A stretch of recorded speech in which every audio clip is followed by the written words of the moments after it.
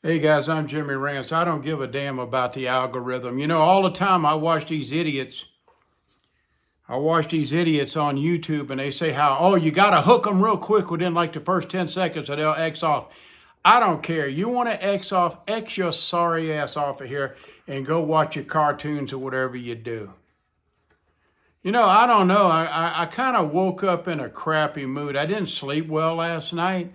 And then whenever I did get to sleep, my whining terrier woke me up because he was kind of crying. And you know why he was crying? Now, this dog, I've had him for 8.5 years and I love him to death. But you know what? He is deathly afraid of flies. And a fly must have flew in. I didn't hear it, I was asleep. But he jumps down off of the bed and he runs over to me on my side of the bed and he jumps up. And I woke up and I'm trying to figure out what's wrong. So I check him out to make sure he's okay, he's not hurt or something like that. And then so I thought, well, maybe he wants me to get up. So I get up and I put on the coffee thing, the coffee pot, and I can hear a fly buzzing around. One fly, and he's petrified. I think when he was a little bitty puppy, he was out in the backyard with Bobby. They were throwing a ball or playing or something. And I think a wasp or a bee or something stung him. And so I think that scared him to death. So now anything that flies by, he just goes into paranoid freak out mode. And I don't know how to correct that behavior. I just don't know. But it just drives me crazy. So I wake up and I'm kind of in a crappy mood, just because of that. I probably slept maybe 3 hours. I don't know. Maybe 4. And then I started thinking about these jackasses who get on YouTube and they think they got to have these big fine sets and the best equipment, and they go and they hire editors and they do this. Oh, they want to be professional. And I just thought about it. Some of these people, I mean, they're just like $2 schmucks. I mean, they're nothing, but they want to be Walter Cronkite. They want to be CNN. They want to be polished. And nowadays, what everybody is really craving is they're craving for people to be authentic, be themselves, just talk to the people. Look, I'm not Hollywood. I'm an old-time Mississippi from Hard Times, Mississippi boy. And I like making YouTubes for a lot of different reasons. Like I said, this is something that I can vent, I can get out frustrations. And to be honest with you, right now, it's my social life. It's kind of helping me deal with the death of my wife. I'm still going through that. And I know y'all probably get sick of me talking about my wife, but that's too damn bad. That's just too bad. Wait till you lose somebody that's close to you and see how you feel. It hurts, man. It hurts. And you go into this isolation within yourself, I don't know if it's depression. I don't know if it's regression. I don't know what it is. But it's a very sad thing. And you try to find yourself. You try to pull yourself out of that hurt. But you don't know how because you have no experience with it. And even if I knew Bobby was going to die, I don't know how you prepare for something like that. I had a 24-hour notice that she was going to die. 24-hour notice. The doctor said, it's my job to let you know and to prepare you that your wife is not going to make it for the next 24 hours. Can you imagine? You go to the hospital 4 days ago, or at that point, 3 days ago, and you think you're going to find out that there's something wrong. You're going to go to the hospital. They're going to make it better, and we're going to go home. But no. I would say probably within 18 hours, she died. And I kept thinking, why? What happened? She's a nurse. She's a psychologist. How did she not know that she had stage 4 cancer? But she didn't know. And it was just a big shock. And when you're shocked about something like that, it's hard to get over it. Now, it's been, past 7 months now. And a lot of people say time makes things better. I don't know if it makes it better, but I think it kind of, I don't know how to say it. it does take some of the edge off a little bit. Like I'm more used to her not being around. I'm downstairs in my walkout basement. I like to collect CDs. I always have. And I'm really glad that I bought them. I always thought that, like, as a prepper, I bought these back when I was really prepping strong. And I thought that, well, if something happens, at least I have a way to watch movies. If the grid went down, Bobby and I, we bought this player where we can literally run it on solar and we can watch movies. So we thought that would be like some of our entertainment. Okay, enough of that thrilling stuff. Look, I don't have anything great, excuse me, to talk about.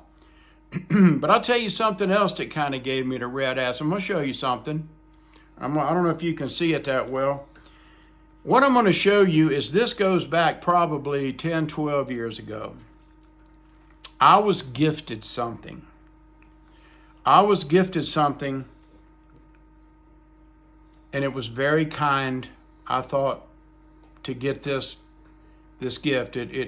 They drove up, well, they didn't drive up, but UPS drove up with this big box, brought the box inside, and I opened it, and then this is what it was. I'll show you. You see this right here? This is called a Les Paul, made by Gibson. It's a pretty guitar. This is from they say the custom shop. I was told that this guitar was custom made. Well, the guys who sent me this, they said their mother had died and their mother was crazy about me. And this lady wanted me to have some things. This was one of them. Now, this is what kind of irks me. Let me put it down. I don't even want to hold it. I don't even hardly touch it. I really don't. Well, come to find out that, well, first of all, they told me that this guitar was custom built, and I forgot where it was built, and it was valued at $17,500. So here I am. I'm going to pick it back up. Here I am on YouTube one night, and I was really happy, and I told the boys that sent it to me that I was going to show everybody if that was okay. And I asked them, I said, well, do you mind if I tell what the value of this thing is? Because this is the most expensive guitar gift I've ever had in my life. I was just elated that this lady who supposedly died wanted me to have this guitar. $17,500 worth of guitar that was custom made. And the lady that wanted, the lady who bought this and had this designed, she died, I was told. So her son sent it to me. Well, I was on a hangout one night, the old Boyd hangout. And I was just really proud, and I was showing the guitar. I was really trying to give praise where praise was due to the person that sent it to me. And her son sent it to me. And then one guy goes, hey, let me see the back of that guitar. So I said, okay. I don't know where it is. It's right up here. You see this right here, this number? He said, that's what tells if this guitar is really a high dollar guitar. I didn't know that way back then, 10, 12 years ago, whenever it was. And so Bobby, she looked it up for me. We were right here in this downstairs walkout basement. In fact, she was maybe 2 feet over that way when this happened.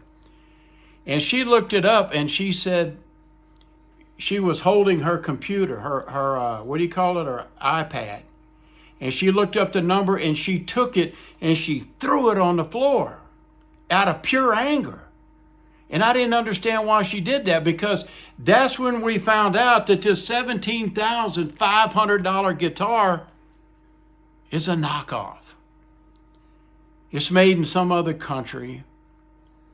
It's probably worth $1,000, maybe 1,000. I don't know. Back in the day. And people all of a sudden started mocking me like I was a liar. I didn't know. I was just announcing what I was told. I was trying to share my joy of something that this woman died, but she gave instructions for me to have this guitar, and there's several other guitars. There's some of them behind this chair. Yeah, you probably can't see them. And I have a bunch of them upstairs. And I felt so bad. I felt so embarrassed. I was really embarrassed because whoever that guy was that stepped up and said, go look at the stock number on the back of the guitar and look it up. Well, not only me, but everybody else looked that number up. And sure enough, it's like a fraudulent fake guitar. And I felt so embarrassed.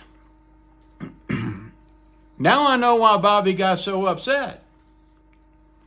Because the lady that died at the time and wanted me to have this guitar was Bobby.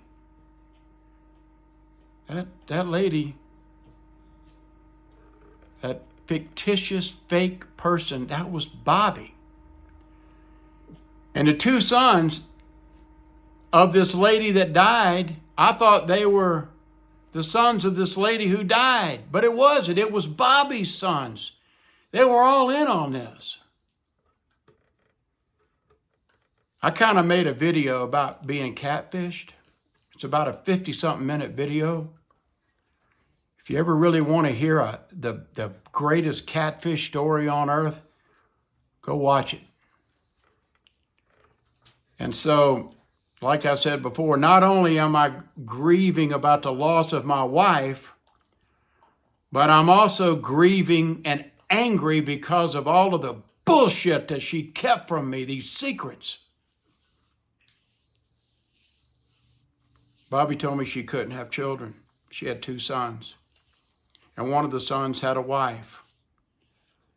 And the wife had a child. That means that Bobby, while she was here for over 10 years, she couldn't tell me she had sons because that would have exposed her as a liar. She was afraid for me to find out because if I found out, I may get pissed. I would never trust her again and possibly could just destroy the marriage. So she kept everything a secret because she wanted to protect our marriage. So every time I look at this damn guitar, do you know what runs through my head? I feel like crushing it. I feel like throwing it through that window over there. But I'm not going to do that. I don't even know if it's in tune. No. I'm not trying to make Bobby look bad. But these are real things, guys. So when I turn on the camera and I don't always feel good, mentally, psychologically, it's because of bullshit like this. And it's in my mind. And I think it's all these secrets that I found out about bother me more than her death. I can deal with the death because death is a part of life. But when somebody you love and are married to and they've been so wonderful to you for all these years, and then you find out just stack upon stack upon stack of lies and deception. How do you get over that? It's not like I can ask her. Like, explain to me why you did this, and this. Why did you embarrass me like that?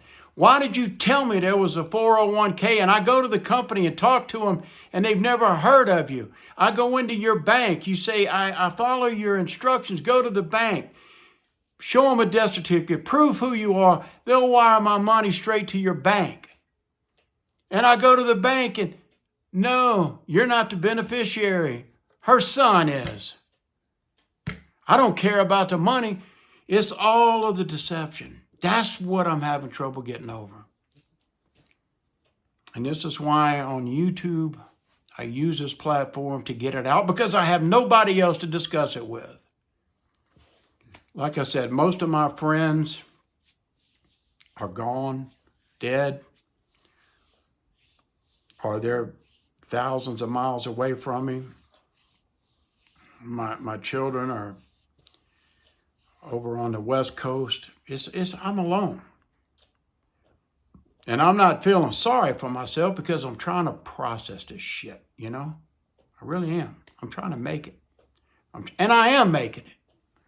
But then, everywhere I go, there's something in there. Probably a pick. I'm just having a hard time dealing with all of these lies when I think about them. And there's lie after lie after lie after lie. So it ain't one thing.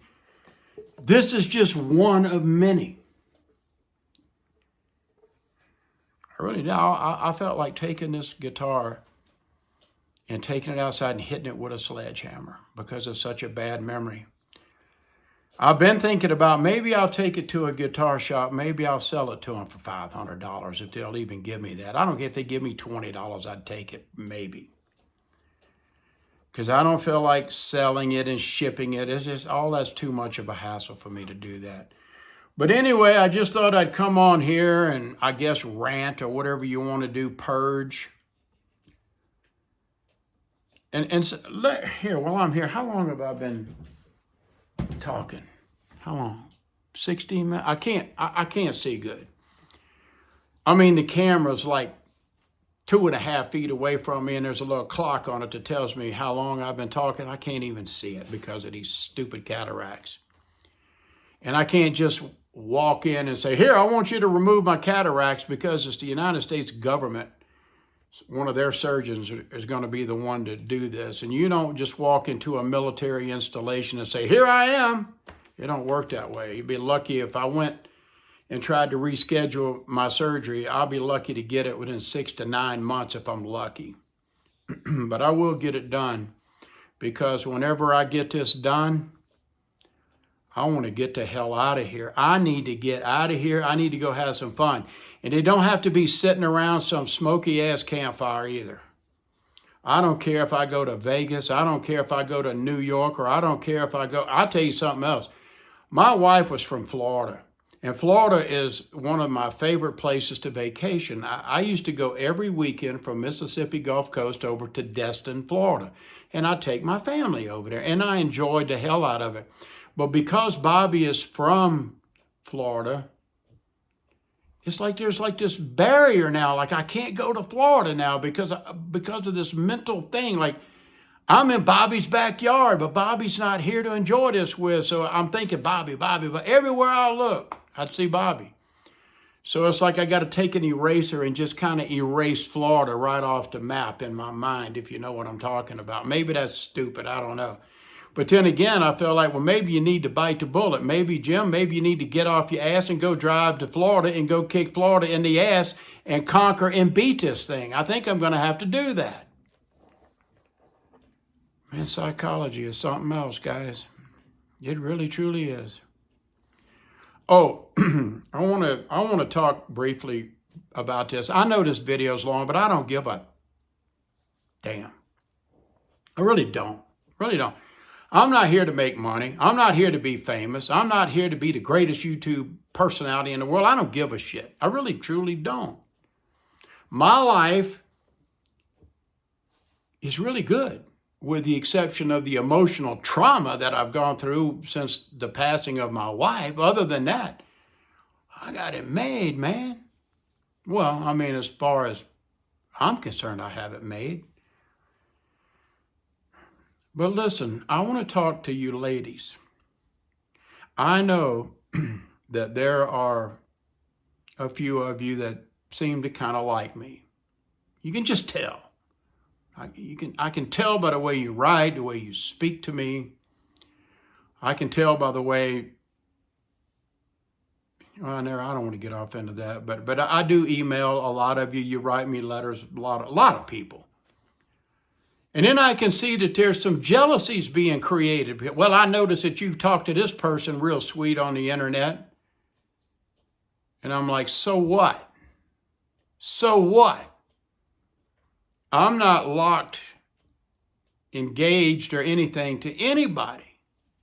I'll talk to who I want to talk to. I'll say what I want to say. And you are not going to interfere with it just because you have a little puppy crush or puppy love or whatever, some infatuated bullshit. So all you ladies out there, the ones who, I don't know how to say it without being rude, because look, I like every one of you. I think you're sweet. I think you're sweet as can be. But don't get wrapped up in this jealousy bullshit with me. That's why I think a lot of people, whenever they say, no, I'm alone and I'm single now, I'm staying alone, because they don't want to put up with that kind of bullshit. Control, control, control, control. Don't talk to this one. Don't talk to that. Oh, well, if you talk to this one, don't be sweet to... Bullshit. I'm going to talk to people the way I want to talk to them. So get that through your head. Get the fantasy out of your mind. Hello? Come back to reality, people. Now, there's a few of you out there that I do like, that I think there could possibly be something maybe in the future. Maybe. Maybe. I guess time will decide that. I don't know. But ladies, come on, man. Will you give me a break? I went through the most horrifying shit that I've ever gone through in my life. And now you got to browbeat me because I talk to a woman a certain way? Get over yourself. Jesus Christ, man. I guess I sound angry, huh? I'm not. Well, maybe I am angry. I don't know what I am. I'm just getting things out. Getting things out. And I'm probably just talking to myself because most of you have the attention span of a butterbean. Oh, well, I can't listen to that because he's talking about true life. I need to hear some fabricated bullshit. You know what? Y'all can go piss off if you want to be like that. I don't know. I guess I better get off of here. You know, really, it makes me feel better. I feel better already just this. I don't know. Thank you for listening to me, and thank you for kind of understanding my position. But go watch my catfish video. You want to hear a hell of a story of love. The whole thing's about love, but it's also it's about a lot of bullshit. Bullshit that was discovered after the death of my wife. I hope I can get over it. I hope I can get past it. I think I can. I'm a strong bastard, really, for my old age. I really am. But I'm a human being. And things bother me sometimes like this. Emotionally, it bothers me. Whether it's depression or if it's just being sad, I don't know. And please don't tell me to go to therapy because I ain't doing it. I am not going to sit here and talk to, like, especially group therapy. Well, I got to sit there and listen to all these other jerk-offs' problems. And then I'm trying to deal with my problems, but now I got to listen to each one of these people, their problems. That ain't going to help me. At least that ain't going to work for me. And this one-on-one counseling, I don't want to go through that shit either. To me, that's like a big money racket. And I've always said, and I'm going to end it right here, everything is within, people. It's within you. So I got to go with inside myself, and that's what I'm doing. I'm talking out loud, and I'm trying to get in touch with the highest quality of intellect that I have so I can learn to deal with all of this crap. And I will. Thank you for listening. I'm Jimmy Rants.